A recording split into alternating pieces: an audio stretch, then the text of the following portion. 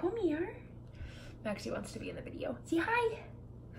All right. Hey, guys. Okay, so I wanted to hop on, and with it being not only my birthday week this week, but also being my birthday month, I decided for the entire month of February that I would not only hop on IGTV more often, I was gonna go live more, but I am popping on to the blog every single day this month.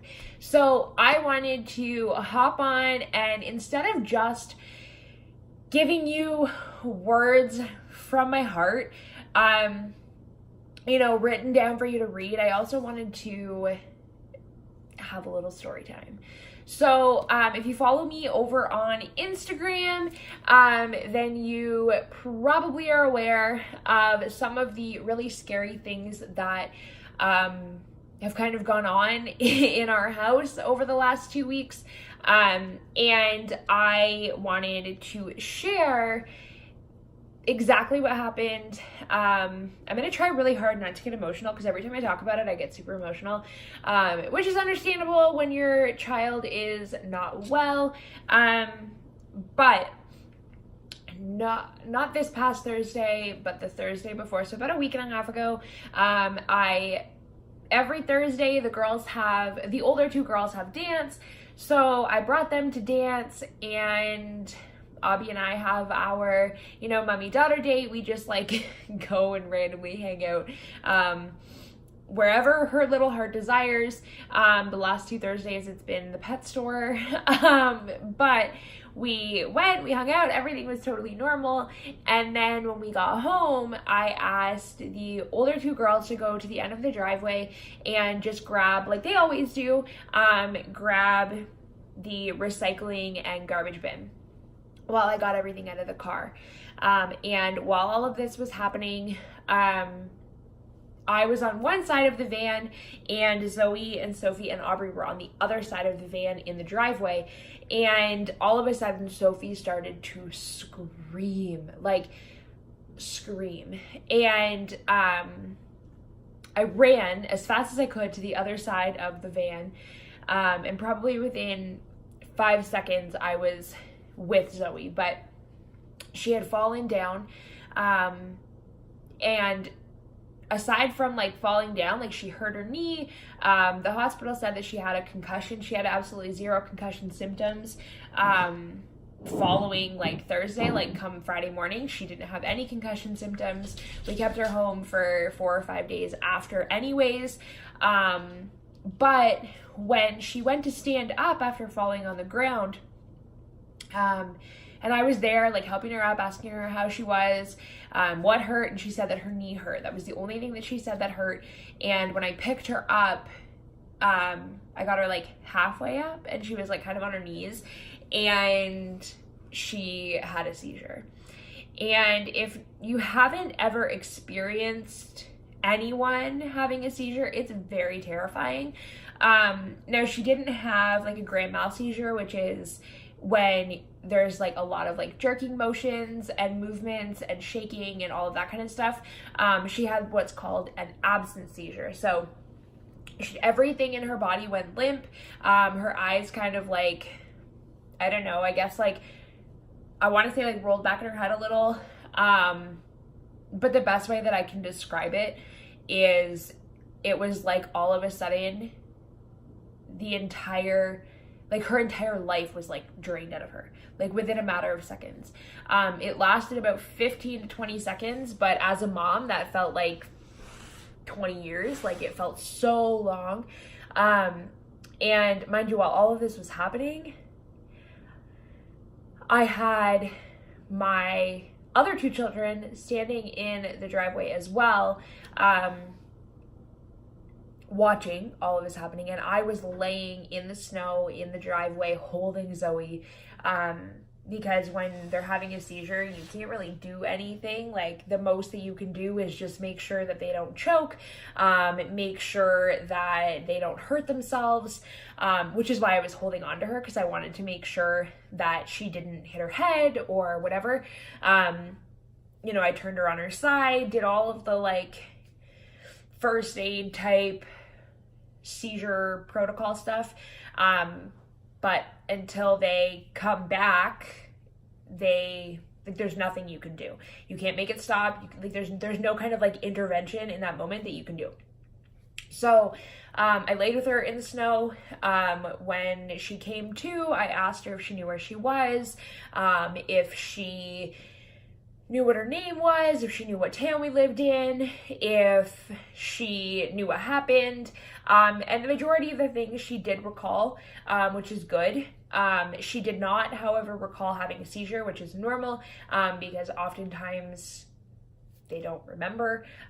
They're not aware of the lapse in time or like what happened or any of those things.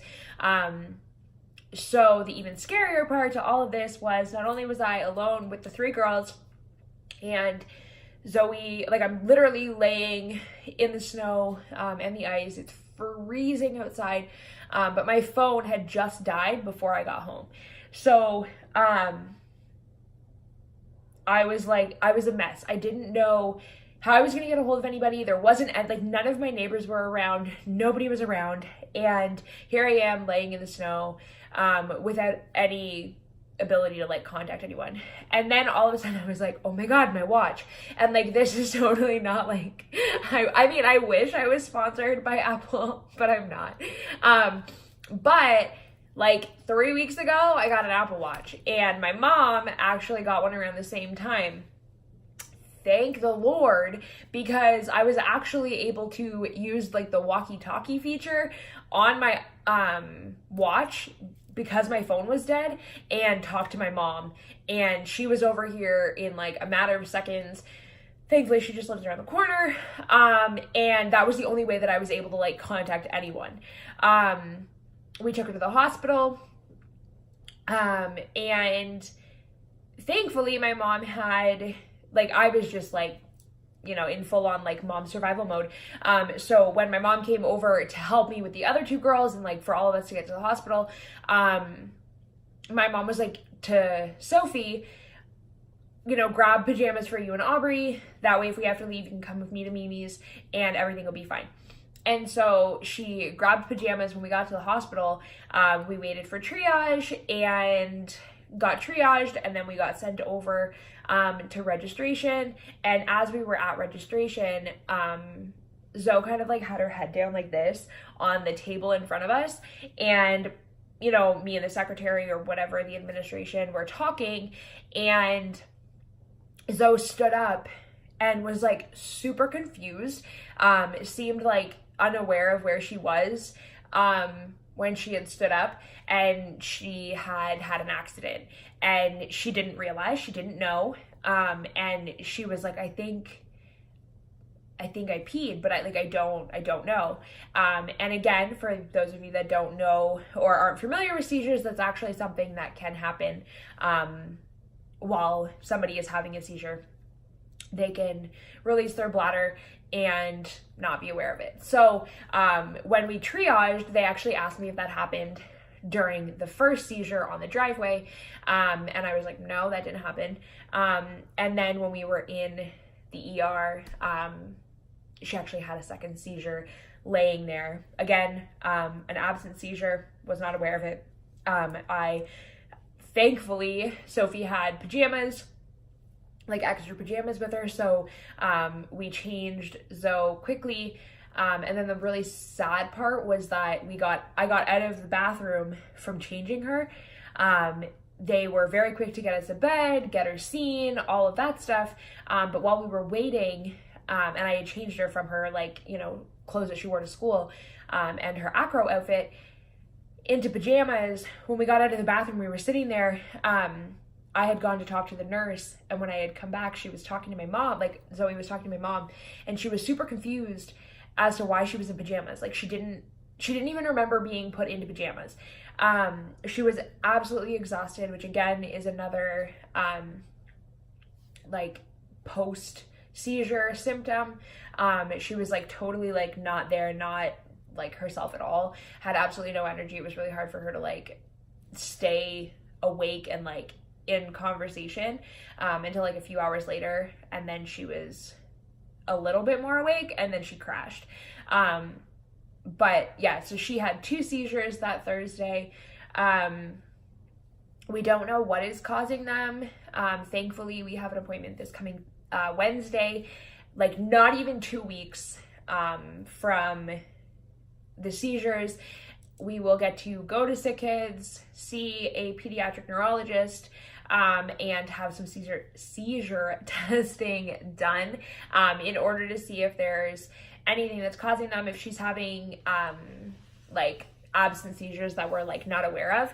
And sometimes when a child is having absent seizures, they kind of can go like completely unnoticed, specifically because they're like, they can look like they're daydreaming. Like they can just like stop and like stare and look like they're like off in the middle of nowhere. And you know, when like kids, my kids do this all the time when they're like watching TV or something and they're not really even watching it, they're kind of just like zoned out totally, and then you're like, okay, hello, and then they eventually like come to and they're like, oh yeah, what, you were talking to me? That's kind of what an absent seizure can look like. And so obviously if you're like talking to them and they come out of it, then they're not having a seizure. But if they don't, it's often an indication that an absent seizure is happening. However, like I said, they go unnoticed. So they can happen while they're sleeping. They can happen like anytime during the day. And I mean, if you're not literally like sitting there staring at your kid while they're doing everything, which I did for like a week following all of this, and Zoe was more than irritated with me. But when you are talking, like when this is happening, you might not even know it's happening. So that's why we are going to make sure that we, you know, can find or hopefully find some answers as to why it's occurring. This would actually, the 2 on Thursday, are in addition to 2 that she actually had when she was like just before her 4th birthday. She had 2 other ones within the span of like 2 weeks, I think it was. So we don't know what's causing them. We thought originally that they were kind of like breath holding spells. So young children can, because they can like refuse food or they can refuse to go to the bathroom or like whatever. Sometimes children will hold their breath if they're like angry or if they're upset. And that's usually up until like 2 or 3, is what the doctor told me back then. And when they do that, sometimes that can cause them to have a seizure because of that. It doesn't last very long, but it's just because their body is like deprived of oxygen because they're holding their breath. And they grow out of it. And so, you know, we had gone, you know, several years without having a seizure episode. And so we thought that was like all that it was. Everything was fine. However, when we called the pediatrician, he immediately sent a Sick Kids referral because we don't know. And at almost 7 years old, you know, she turned 7 on Friday. There's no real explanation for like why it happened. So it was absolutely terrifying to be in a position where I didn't know what to do. I didn't know how to, I don't know, like you can't help your kid when they're having a seizure. You can't, like, aside from like being there and being comforting and like making sure that they don't hurt themselves, like that's all that you can do. But aside from that, like there's nothing that you can do. And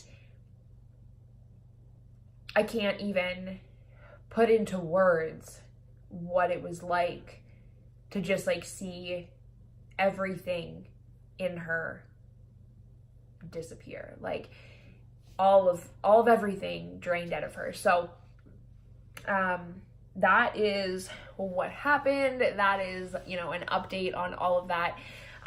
She was very angry with us at the hospital, which I don't blame her. You know, we had to have blood work done, so that required Adam and I, plus the phlebotomist, is that what they're called? I could be totally wrong, but the lady that takes blood, we were like all holding her down in order to get the blood.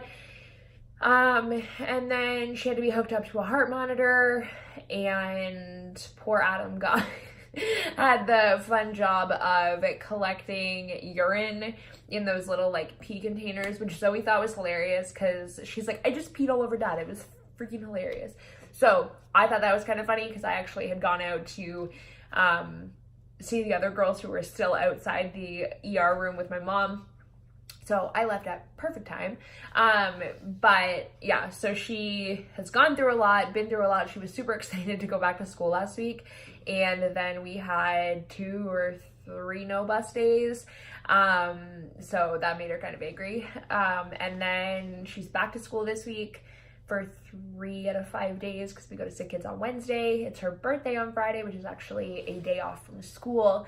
But yeah, I've gotten a ton of questions and felt like instead of just giving you guys snippets, I'd give you like the whole story.